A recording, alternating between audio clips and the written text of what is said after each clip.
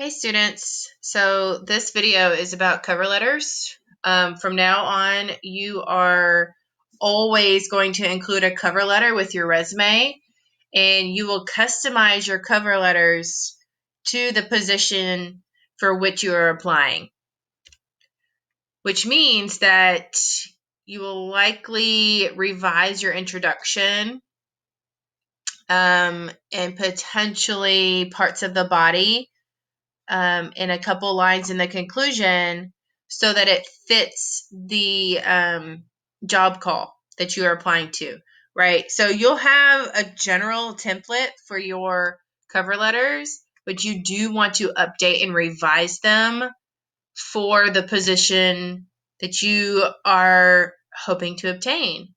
So here's the thing. A good example is the fact that I serve on several hiring committees at Tennessee State, and I can always tell when someone has just sent in a cover letter and didn't learn anything about TSU because they don't mention the fact that we are an HBCU. And typically, if a cover letter does not address the fact that we're an HBCU, we often don't look at it, right? Because they need to know that about our institution. So you need to know things about the business that you are hoping to enter, right? Things that are important, like are they a big business? Are they a small business? Are they a Fortune 500 business? Are they a government business? So what are some things that you can sort of include to personalize the letter according to the jobs that, the job call. So this is an example letter that a student wrote, and she is gainfully employed, which means that she received the job that she applied to from this letter. So I thought we could go ahead and talk about it. We want it in business letter format. Business letter format is the sender's address, so your address, the receiver's address, the date, and then dear somebody. A lot of times on the job call, there'll be a specific name that you need to send letters to, so be mindful of that. Nevertheless, otherwise, just send it to the title of the company. But look for that name. If they have like an HR, human resources manager, you may want to identify the human resources manager. There might be a recruiter's name. So take a look. All this highlight is mine because I want to show you how to outline and organize your document. It looks long, doesn't it? It should be, because you're entering your career field. It's not half a page. It's not a paragraph. It's an entire page. And notice that it's single-spaced. This is the one document where you really can sell yourself and highlight all of your accomplishments. And the fact that you are in college, going through college, those are accomplishments that you need to applaud yourself for, right? So let's take a look at this and just see how it's outlined. So the introduction, this is how every single cover letter should start. I'm writing to express my interest for the resident counselor position posted on cnm.org. So you write the first line why you are writing, what position you're applying for, and where you found it posted. So here's a little bit of a hint. We don't want to say that we found it on Indeed.com or on LinkedIn or on Monster. I don't know what some of the other search engines are, but Glassdoor, we don't want to say we found it there. Perhaps we did, right? But what we want to do is go directly to that company's website and look for the career postings. That kind of shows that you have been frequenting their website to see if they would post something that you are qualified for, if that makes sense, right? So if you find it on Indeed, Go directly to the company's website and search their website for jobs or career postings. The next line, it says, I'm inspired by the job description that states there is life after diagnosis because I have experienced the effects of mental illness personally. Now, see, I think this is an amazing line because this student used the company's exact motto. What's TSU's motto? Think, work, serve. Can you imagine somebody writing a cover letter to Tennessee State University and each paragraph is dedicated to think, work, serve?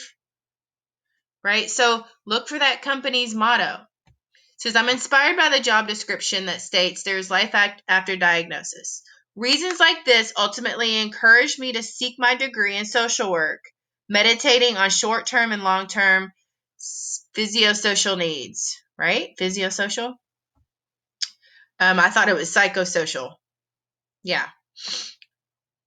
I understand that this position requires acute training. See, I'm not in their discourse community, right? So that word kind of hung me up because I don't share that same language as social workers. So that's a good example of what we talked about week 1, week 2. Okay, watch this. I understand that this position requires acute knowledge of training and assessment, evaluation, planning, and implementation. So this line comes directly from the job call. Again, if a computer is the first person reading your document, you want the computer to scan your document for the keywords. I understand this position requires. And then list some of the duties, right? That you feel you are confident executing. My experiences, now this is the thesis statement. My experiences are a perfect match for this position, along with my education and personal field experience. So body 1, education. I have a bachelor's degree in social work from Tennessee State University. I began taking courses at Motlow State Community College, where I earned my associate's degree in general social work studies and graduated with honors. I chose to enroll at TSU, an accredited social work program that concentrated on social issues and challenges that individuals, families, and groups and communities face. So this was a line that I asked her to include because she was concerned about the fact that she transferred schools. I have so many transfer students, especially because now we're able to get free community college. So if that was you, you can say, hey, I chose to continue and pursue a bachelor's or a continued education at an accredited institution. All right, we're really building up TSU. It says, my education includes several accomplishments in other areas of the university. I was a member and officer of the TSU Social Work Club, beginning as an elected secretary, then promoted to vice president. I'm an officer of Alpha Delta Mu Social Work Honor Society and made the Dean's List. In addition, I'm an insured member of the National Association of Social Work. I think this is awesome, and especially because you can pay to be a member of this organization and to be a part of the bigger social work community, right? We all actually have these kinds of things in existence within our career fields. So you find yours. So mine is called the National Council of Teachers of English.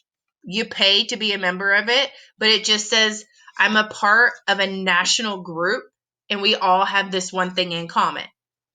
And it also, because that thing gives you resources, it gives you connections, you can network, those kinds of things. So we transition into body 2, where she continues talking about her education, a little bit about work experience. If you have the work experience, she didn't have the work experience to include within the career field because she'd worked in retail. So she just chose not to talk about the retail experience, but instead to continue and expand on her education. I have studied and excelled in courses like human behavior on how one's behavior develops and changes throughout life, and the fact that environment supports the necessary development process in life and sustainability. In psychology, I learned about several behavioral theories, which will help as I identify the history of clients. So things like this, right, comes directly from the job call as one of the duties. Identify the history of clients, right? That was listed on the resident counselor position as one of the duties. So she just put that in there. I've also studied psychology, social welfare policy, social work research, just to name a few. By learning the content of these courses, I can develop protocol for clients to implement solutions, as well as recognize their strengths in high regards to resiliency and self-determination. Again, this came directly from the job call.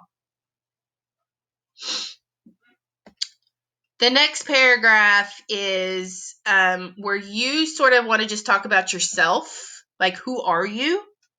Some students have mentioned their Enneagram number and talked about their personality types and why their personality type is a good fit for this career. Hey, we did that as an assignment, didn't we, in week 1? You could add that here. In our career analysis essays, you talked about why you are a good fit for this career. There was a reason why we did all of those things, is so that you could bring those things over into your cover letter, right? So this is amazing to me. On a personal note, I have personally completed recovery and found courage to utilize it within my profession by applying additional avenues of education. I became a certified peer recovery specialist, having experienced firsthand the importance and benefits of self-determination. You see that? Self-determination, self-determination. Empowerment and personal responsibility to lead a successful and satisfying life. I'm proud to say that I have over 10 years of recovery time from suffering years of depression and have since committed my life to the betterment of others. This is the money-making sentence. I did just yell a little bit because I'm excited. This is the sentence. Had it not been for caring professionals like Mental Health Cooperative and the training I obtained in retrospect, I would not have found life after diagnosis. Y'all, drop the mic. What was that? Life after diagnosis? Life after diagnosis? She just brought it full circle. Okay, conclusion. So in the conclusion, you express your excitement and you call to action. You say, I need an interview. Give me an interview. So I could not be more excited about this opportunity at equipping consumers with the support required as a resident counselor at Mental Health Cooperative Crisis Stabilization Unit. So she reinforced the position she's applying for, where she's applying for it, and then says it would be an honor for a chance to express my qualifications further at an interview for this position. Please call me for an interview at. So the last line is your phone number. And then your ending. Whatever you want to put, sincerely, respectfully, just make it business format, right? And then your name. So typically you would hand sign your name and scan the document.